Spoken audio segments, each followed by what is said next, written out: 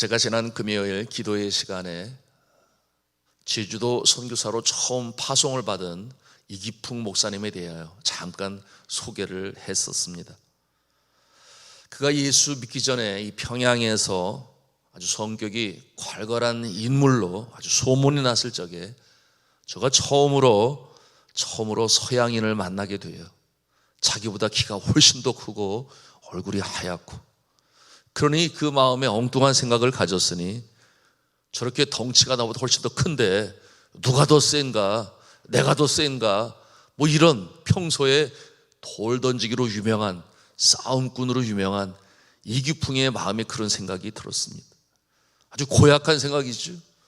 그러니 돌 팔매질을 잘하는 자신의 동료들을 데리고 그 집에 가서 뭐 시비라도 한번 걸을 그와 같은 심산으로 돌을 집어 던지면서 그 집안의 유리창이 다 깨지고 뭐 박살이 나고 그와 같은 상황이 되었는데, 그런데 이기풍 그 당시에는 뭐 목사님이 아니었죠.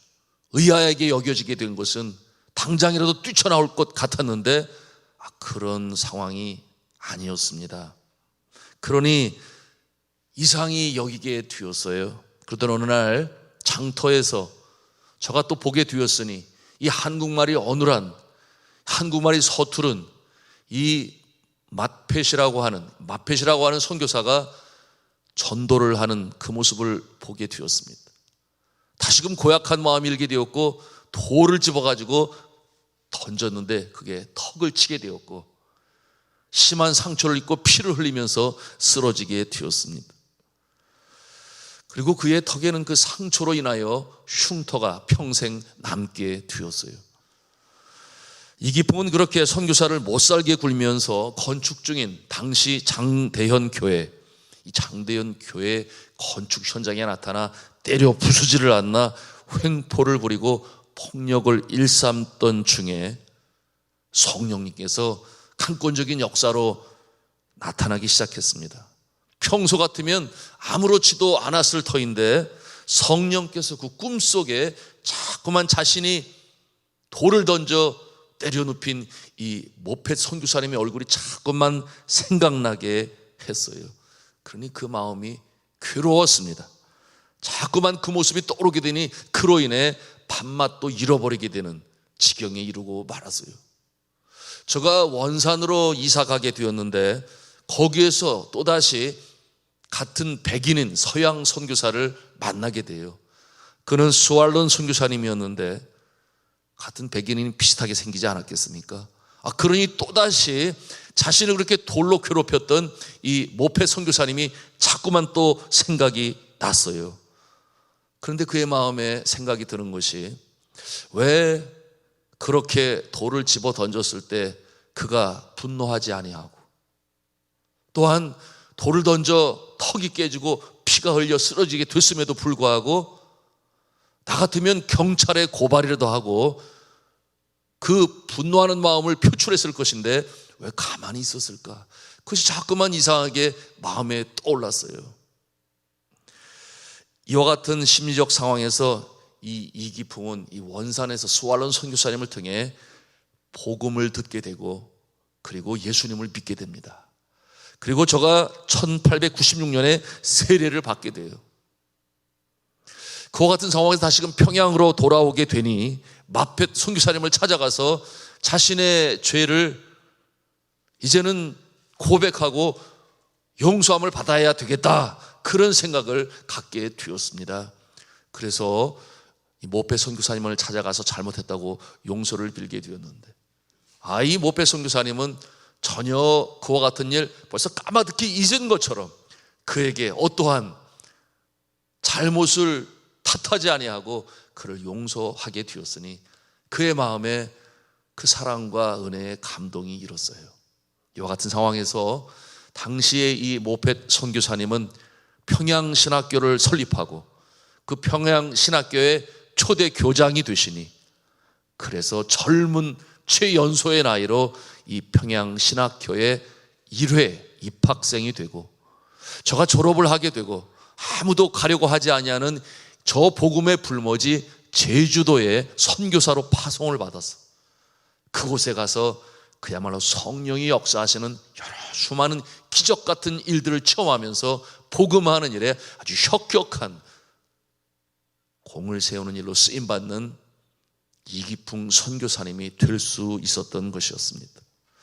저는 이런 생각을 해봅니다. 저가 마펫 선교사를 그렇게 못살게 굴 때에 만일에 하나 마펫 선교사님이 용서하지 아니하고 진노를 표출하고 또는 경찰에 고발을 해서 그가 감옥살이를 하게 되었다면 저가 과연 예수를 믿었을까? 저가 과연 주님을 영접할 수 있는 그와 같은 마음의 준비가 되었을까 하는 그런 생각을 해보지 않을 수가 없었습니다. 자, 사랑하는 성도 여러분, 이 사랑에는 신비한 능력이 있습니다. 우리가 이것을 알아야 돼요. 오늘 우리가 읽은 성경 본문의 말씀의 주제가 무엇인가? 바로 이 사랑에 관한 것입니다. 이 사랑에 관하여 사도 요한은 표현하기를 두 종류의 사랑이 있다. 첫째는 옛사랑이 있고 옛 계명이 있고 두 번째는 새 계명으로 일컫는 그와 같은 사랑의 모습이 있으니, 여러분 7절 말씀에 그와 같은 내용이 기록되어 있어요. 같이 읽도록 하겠습니다. 7절입니다. 시작. 사랑하는 자들아, 내가 새 계명을 너희에게 쓰는 것이 아니라 너희가 처음부터 가진 옛 계명이니 이 옛 계명은 너희가 들은 바 말씀이거니와. 여러분, 이 7절에서 언급하고 있는 새 계명은 무엇이고, 그리고 또 이어 말씀하는 옛 계명은 무엇일까요? 어떤 차이가 있습니까? 7절에 볼 때 결국 옛 계명이나 새 계명이나 다를 바가 없다, 그렇게 말씀하고 있잖아요. 그런데 8절에 보니 또 뭐라고 말씀하고 있는가? 내가 다시 너에게 새 계명으로 쓰노니, 이렇게 표현을 하니 헷갈리지 않습니까? 왜 이렇게 같은 내용을 옛 계명으로 그리고 새 계명으로 표현을 했을까요? 여러분, 여기에는 이유가 있으니 사도 요한은 예수님의 가르침을 아주 정확히 기억하고 그대로 다시금 반복하여 전하고 있는 것입니다. 여러분, 이 사도 요한은 이 사랑에 대해서 표현을 하면서 예수께서 일찍이 제자들에게 하셨던 말씀을 정확히 기억하고 있어요. 요한복음 13장 34절과 35절에 예수님께서 뭐라고 말씀하셨는가? 새 계명을 너희에게 주노니, 그렇게 말씀했어요. 새 계명을 너희에게 주노니 서로 사랑하라. 내가 너희를 사랑한 것 같이 너희도 서로 사랑하라. 너희가 서로 사랑하면 이로써 모든 사람이 너희가 내 제자인 줄 알리라. 이와 같은 말씀으로 그의 제자들에게 친히 가르치셨습니다. 자, 예수 그리스도께서 이 사랑을 말씀하시면서 새 계명을 너희에게 주노니, 이렇게 표현을 했으니, 그러니 이 사도 요한도 그대로 전하고 있는 것인데요. 여러분, 이 새 계명이 사랑에 관한 것이라고 하는 것은 물론 오늘 말씀을 통해서도 우리에게 보여주고 있어요. 여러분 9절, 8절, 9절, 10절에 분명히 설명하고 있는데 우리가 8절, 9절을 함께 읽도록 하겠습니다. 시작. 내가 너희에게 새 계명을 쓰노니 그에게와 너희에게도 참된 것이라. 이는 어둠이 지나가고 참빛이 벌써 비침이니라. 빛 가운데 있다 하면서 그 형제를 미워하는 자는 지금까지 어둠에 있는 자요. 여러분, 예수 그리스도께서 새 계명으로 사랑을 말씀하실 때에 그때의 상황이 어떠한 상황이었는가? 이제 제자들의 곁을 떠나 십자가에 달려 돌아가실 일을 눈앞에 두고 이 말씀으로 제자들에게 가르치셨어요. 그때 제자들은 누가 더 크냐? 서로 다투었습니다. 그 모습을 볼 때 예수님의 마음이 얼마나 안타까웠을까요? 심란하였을 것이라 저는 생각을 해요. 여러분, 그와 같은 모습은 마치 어린 자녀들, 아직 철이 들지 않은 자녀들을 두고 질병이든지 사고든지 먼저 세상을 떠나게 되는 경우에 아마도 어머니의 마음, 아버지의 마음이 그렇지 않을까, 그런 생각을 해보았습니다. 너희가 서로 사랑하면서 살아야 돼. 동기간에 서로 우애가 있어야 돼. 이와 같은 마음을 그들에게 전하고 싶지 아니하겠습니까? 바로 이와 같은 모습을, 예수님의 모습을 통해서 우리가 발견하는 것입니다. 그런데 이 사랑에 대해서 왜 예수님도 새 계명이라 그렇게 말씀하셨을까? 구약 성경에도 이미 이 사랑에 대한 계명을 말씀하고 있거든요. 예를 들어서 레위기 19장 18절에 이렇게 말씀합니다. 원수를 갚지 말며 동포를 원망하지 말며 이웃 사랑하기를 내 몸과 같이 하라. 나는 여호와니라. 그렇게 이미 구약 성경에 계명으로 명령하셨습니다. 그런데 예수님 사역 당시에 여러분이 유대인들이 구약 성경에 제시하고 있는 이 사랑의 계명, 내 원수도 사랑하고 내 이웃을 내 몸과 같이 사랑하라 하는 이 말씀을 까맣게 잊어버렸어요. 그리고 그들이 주장하고 있는 말은 무엇이었는가 하면 이 이에는 이로, 눈에는 눈으로 이와 같은 율법을 자신들이 지켜야 할 계명으로 그렇게 알고 있었습니다. 그러니 이 이웃 사랑으로 나타나야 할 이 주님께서 주신 계명은 저들은 까마득히 잊어버리고 말았어요. 그러니 예수 그리스도께서 다시금 강조하시고 일깨우신 이 계명을 그들은 마치 전혀 새로운 계명으로 그렇게 여기게 되었던 것입니다. 특별히 유대인 중 바리새파 사람들은 이 유대 백성이 율법을 지키는가 안 지키는가 그 외적으로 나타나는 모습을 가지고 지키면은 다행이지만 지키지 않으면 죄인으로 그렇게 정죄했어요. 그러니 바리새인들의 모습은 오늘날로 보면은 마치 죄를 범하나 안 범하나 그리고 범하면 잡아다가 가두는 이 경찰의 모습과 같이 아주 냉정하고 냉랭한 사랑 없는 은혜가 뭔지 모르는 그와 같은 모습으로 그 사회를 지도하고 인도하고 있었으니 그 사회가 얼마나 각박했겠습니까? 그 모습을 바라보시는 예수님의 마음이 안타까웠어요. 그래서 예수님께서는 그 사랑의 정신이 사라진 율법의 정신, 여러분 율법의 정신이 뭐겠습니까? 그것은 곧 하나님 사랑, 이웃 사랑, 그것이 율법을 아주 간략하게 짧게 요약한 것인데 이 하나님 사랑, 이웃 사랑의 정신이 사라진 그와 같은 모습. 그러면서도 자신은 외적으로 드러나는 행위를 지키니 의인으로 여겼던 이 바리새인들의 모습을 보면서 뭐라고 그러셨어요? 너희들은 회칠한 무덤과 같아. 마음은 아닌데 겉으로만 행하고 있으니 이미 속은 그와 같은 사랑의 정신을 다 잃어버렸으니 회칠한 무덤과 다를 바가 없다. 그렇게 예수님께서 그들을 책망하셨던 것입니다. 여러분, 이 율법은 살리는 역사를 위하여 하나님이 주신 것인데 오히려 정죄하고 죽이고 이와 같은 모습으로만 나타나니, 이와 같은 모습을 오늘날 이 시대에 우리가 이 말씀을 어떻게 또 적용해 볼 수 있겠습니까? 여러분, 우리가 주님께서 가르치신 이 말씀을 지식적으로만 이해하고 머리로만 이해하고 가슴으로 깨닫지 못해 사랑으로 실천하지 못한다면 바로 그 시대에 옛 계명에 묶여있는 그 모습과 다를 바가 없다 하는 것을 이 말씀을 통해서 사도 요한은 우리에게 가르쳐 주고자 하는 것입니다. 여러분, 예수 그리스도께서 이 새 계명으로 직접 실천하시지 않으셨습니까? 저가 유대인들이 그처럼 죄인으로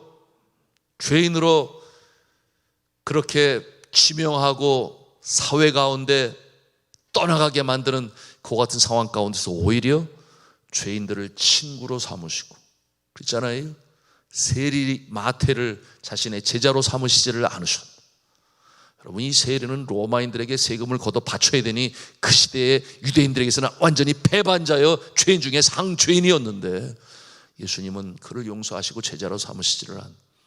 그런가 하면은 이 죄인들과 함께 식사를 하시니 유대인들이 예수님은 함께 상종할 존재로 보지 아니하고 죄인으로 여기고, 안식일에 병자를 고치지 않으셨나요? 그러니 안식일은 이처럼 어려움 속에 있는 자들을 사랑으로 끌어안아야 될 그와 같은 날인데 라고 강조하니 안식일을 범한 자로 여겨서 죄인으로 삼아 죽이려고까지 하지 않았습니까? 뿐만이었나요? 예수님의 사랑의 실천은 십자가의 사랑에서 그 최고의 절정에 다다르게 되니 자신을 죽이려고 하는 자들을 향하여 주여 저들이 저가 하는 일을 알지 못합니다. 저들을 용서하여 주시옵소서. 그와 같은 모습으로 실천하게 되니 여러분이 사랑의 능력으로 말미암아 결국 이 세상에 복음은 확장되게 되었고, 여러분 사랑 없어 각박한 이 시대에 정죄를 일삼고 그리고 자기의 능력으로 구원을 받는다, 얼마나 여러분 다른 종교들이 지켜야 할 것들을 강조하는 그와 같은 때에 이 복음은 힘이 있어, 용서의 능력이 있어, 그와 같은 능력으로 많은 사람들이 주님 앞에 돌아오게 되는 역사가 나타나는 것을 우리가 보지 않습니까? 여러분, 이와 같은 모습을 볼 때에 오늘날 이 시대에 우리 예수 믿는 사람들의 모습은 참 겸손해야 돼요. 왜 겸손해야 되느냐? 많은 경우 그 기도가 자신의 울타리를 넘어서지 못하니 자기 사랑 안에 묶여있는 그 모습으로, 너무나 많은 그 모습으로 살아가고 있지 않습니까? 기도의 제목만 보아도 나의 건강, 나의 직장, 나의 행복, 나의 가정, 나의 자녀, 그것을 넘어서서 하나님의 뜻이 하늘에서 이루어진 것 같이 이 땅에서도 이루어지기를 원합니다. 이와 같은 나의 울타리를 벗어난 기도를 얼마나 많이 드리는지.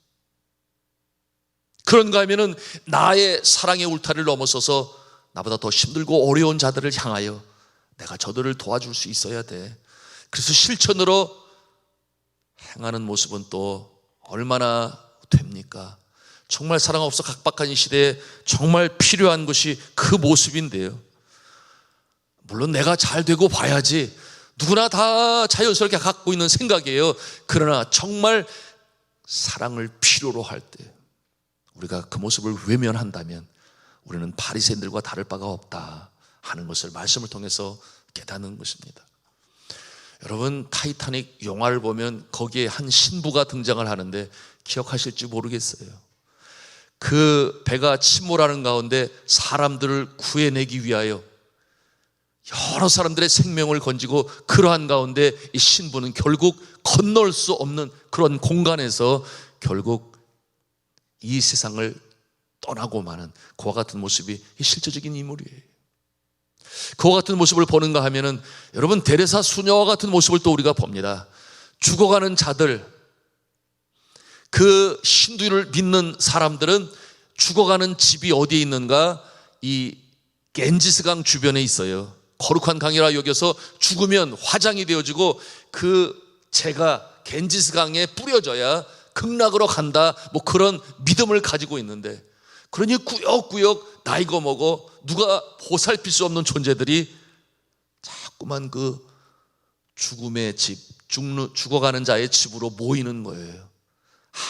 아무도 그들에 대해서 관심이 없을 때에 바로 이 데레사 수녀가 그들을 사랑으로 섬깁니다. 마지막 죽음의 단계에 갈 때까지 그래도 배고프지 않도록 먹을 것을 제공하죠. 입을 것을 제공하죠. 자, 이 무조건적인 이와 같은 사랑의 모습, 그리스도의 사랑을 실천하는 모습 아닌가요? 그런가 하면은 아프리카의 성자로 일컫는 슈바 있죠. 그는 박사학위가 4개나 있었음에도 불구하고 얼마든지 편안하게 살 수 있었습니다. 그러나 의사가 없는 곳에 내가 가야 돼. 가서 하나님이 나에게 주신 재능으로 저들에게 사랑을 실천해야 돼. 여러분, 그와 같은 모습이 오늘날에도 많이 있음을 저는 제가 알고 있는 지인들을 통해서 보고 있어요. 네팔의 무이촌에 와서 의사의 모습으로 어느 날 수술을 하려고 보니 피가 부족한데 피를 구할 수가 없어서 자신의 몸에서 피를 빼내서 결국 이 여인을 살리지요. 이와 같은 모습 통해서 지금도 주의 사랑이 증거되니 그 마을에 교회가 세워졌어요. 그로 인하여 말이야, 그 신두교, 완전히 그 마을의 대표가 신두교 사제였음에도 불구하고 그와 같은 모습이 있는가 하면, 몽고에 또 지금 가서 서로 교제하고 있는 의사 선생님이 계신데 이분은 성형외과 의사예요. 그러나 그 일을 접고 그곳에 가서 언청이들이 그렇게 많답니다. 거기에 그런가 하면은 일그러진 모습들을 다시금 성형수술을 해서 자존감을 회복시키는 일로 지금도 그 추운 곳에서 수고하고 있으니 여러분, 우리가 겸손해야 합니다. 우리가 겸손해야 돼요.